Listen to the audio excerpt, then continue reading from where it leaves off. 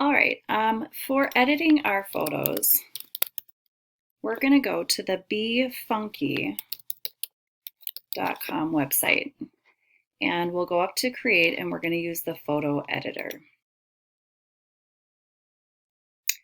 I've already edited 2 of my pictures for my project, so I'm going to do the third because we have 3. Now, I had some issues. Normally you can connect to your Google Drive, and once you upload your pictures to your Google Drive, you can just access them from the befunky website, but I had to download mine. I had to send it by email, and then I had to download it, so it was kind of a pain.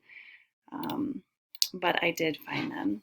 And you can see these are my 3 pictures that I took. I actually took a lot of different views of my my pajamas and my feet because I'm always in pajamas these days.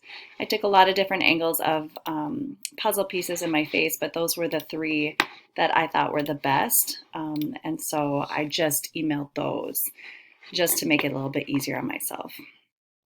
In the befunky, you can always crop, and just kind of a reminder, this is that rule of thirds grid. So you want some subjects across those points. Now that's kind of hard in a picture like this where they're all just kind of a mess, but I like kind of the blurriness of a couple of them. So I'm gonna focus a little bit on that, and then you click the check mark. You can rotate, you can flip them. Anything that has a star you have to pay for. But I'm doing mine in black and white. So if I go to color, I'm going to take the saturation all the way out. And you can play, you can have yours in color, you can change them different colors. It's really up to you what you want to do for editing for this project anyways. So I'm going to go black and white. And then once I turn it to black and white, I like to go back up to exposure and play around with the contrast, because a good black and white is going to have strong areas of black, strong areas of white, and kind of everything in between. So I want to get nice contrast between the blacks and the whites and everything in between. So that looks okay. I might see it crop a little bit. It's a little blurry there. And then I'm going to save to my Google Drive.